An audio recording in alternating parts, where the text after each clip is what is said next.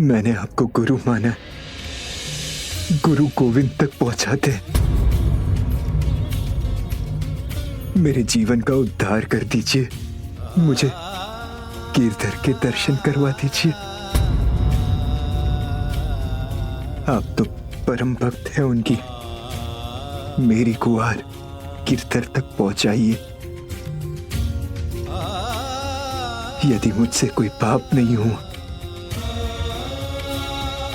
तो गिरधर मुझे दर्शन दे, इतनी कृपा करवा दीजिए।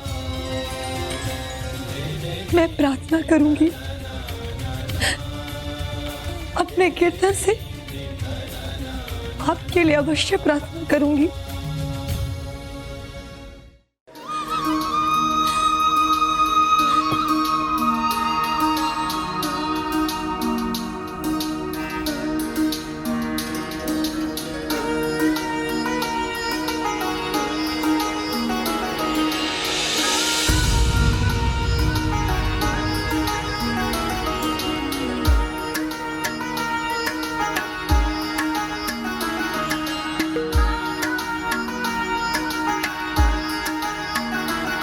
सुन ली जो बिनती मोरी, मैं शरण गई प्रभु तेरी।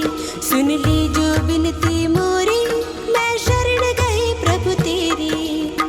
तुम पतिताने को धारे भव सागर से तारे। तुम पतिताने को धारे भव सागर से तारे। मैं सबका तो नाम न जानू, कोई कोई नाम उचारे। मैं सबका तो नाम न जानू, कोई नाम उचारे। अम्बरीश सुदामा नामा, तुम पहुँचाए निज धामा। सुन ली जो बिनती मोरी, मैं शरण गई प्रभु तेरी। सुन ली जो बिनती मोरी, मैं शरण गई प्रभु तेरी।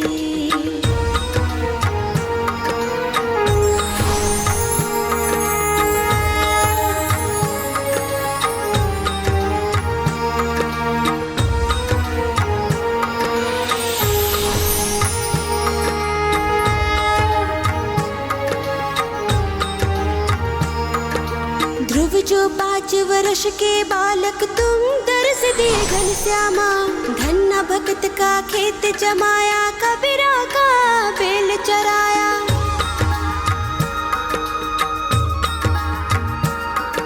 सबरी का जूठा फल खाया, तुम काज किए मन भाया। तुम काज किए मन भाया। सदनाओ से नानाई को तुम किन्हा अपनाई। कर्मा की खिचड़ी खाई, तुम गणिका पार लगाई। मीरा प्रभु तुमरे रंग राते, आ जानत सब दुनियाई। आ जानत सब दुनियाई।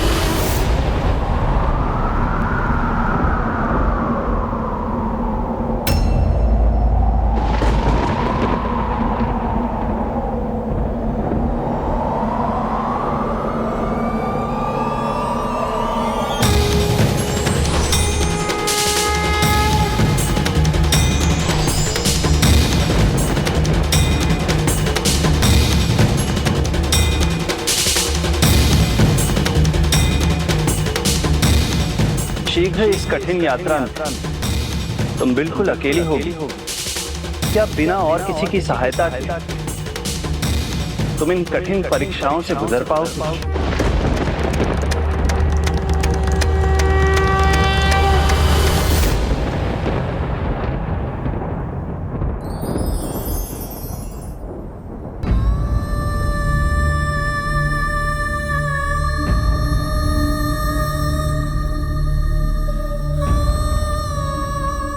मुझे तो आप में ही प्रभु गिरधर गोपाल दिखते हैं। आपसे ब्याह करने में मेरा भी स्वार्थ था। मैं सच्ची भक्ति का मर्म समझना चाहता था, जो मुझे आपकी भक्ति से मिला। संसार की नजरों में हमारा ब्याह हुआ है, आप मेरी पत्नी हैं, पर मेरी आंखों में आज से आप मेरी गुरु हैं।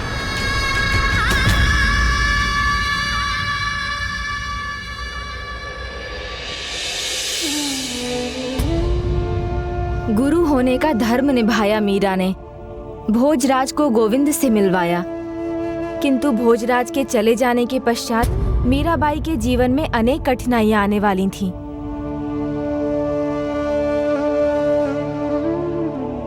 ऐसा क्या होने वाला था प्रभु? भोजराज की मृत्यु के बाद चित्तौड़ ने अनेकों योद्धाओं को खोया। पहले राणा सांगाजी का देहांत हुआ, फिर मीरा के देवर राणा रतन सिंह की भी मृत्यु हुई। बस उनके छोटे देवर विक्रमादित्य ही बचे, जो राणा की उपाधि लेकर चित्तौड़ पहुंचे।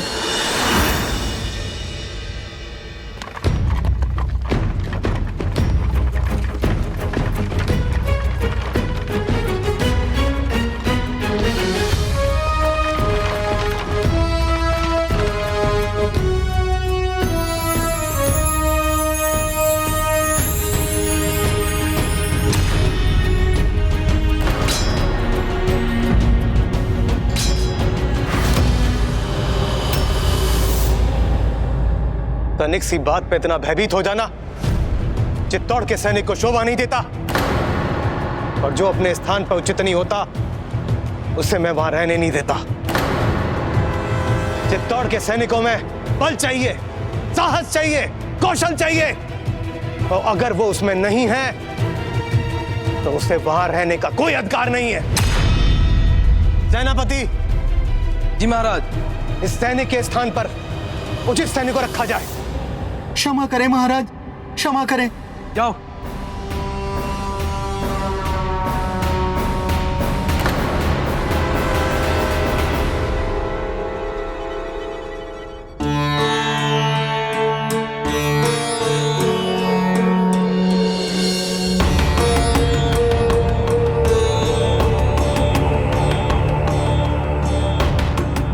अब यहां पे सभी नियमों का पालन किया जाएगा।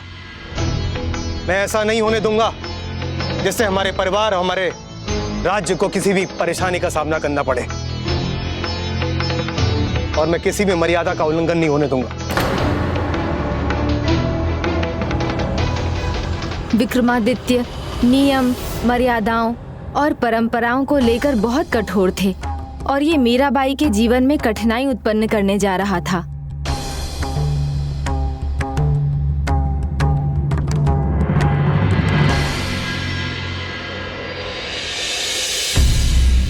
मीरा भाभी सा नहीं दिखाई दे रही? उनसे भेंट करनी थी, उनसे आशीर्वाद लेना था। अरे क्या हुआ? मीरा भाभी सा का नाम सुनते सांप क्यों सूंघ गया? अरे कोई बताएगा मीरा भाई सा कहां है? क्या ये मीरा भाई सा की आवाज है? वो भजन गा रही है।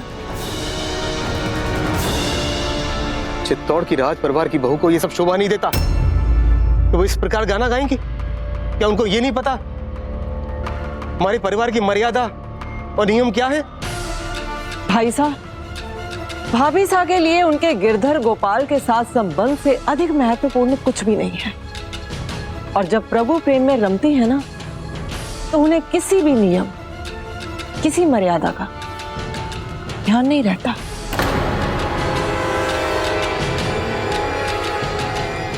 चित्तौड़ के राज परिवार की नियमों की अवहेलना करना मैं कभी बर्दाश्त नहीं करूंगा, चाहे फिर वो मीरा भाभी सा ही क्यों ना हो।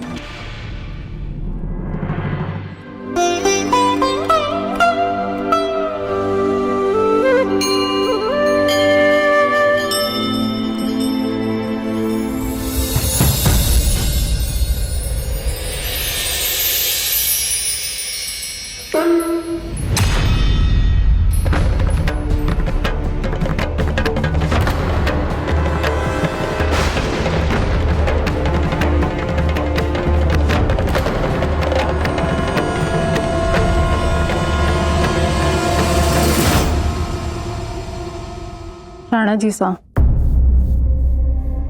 इन्हें कुछ मत कहिए। दुखों का पहाड़ टूटा है इन पर। न माता पिता रहे, न पति। अपना मन भक्ति में लगाकर कुछ गलत तो नहीं कर रही। हमें उन पर क्रोध करने की जगह उनके प्रति सहानुभूति रखनी चाहिए। हमें इनकी स्थिति, इनकी मनोदशा को समझने की कोशिश करनी चाहिए।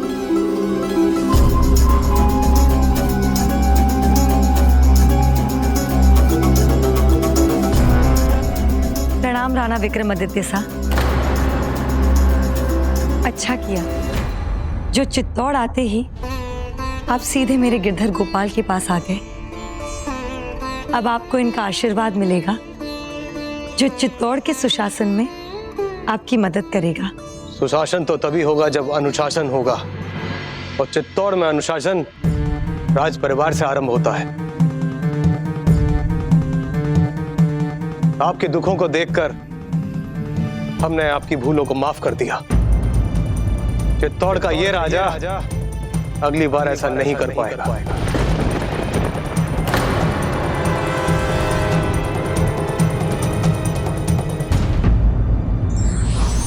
वो विरले होते हैं जो अपने वचन के पालन हेतु प्राणों की आहुति भी दे देते हैं।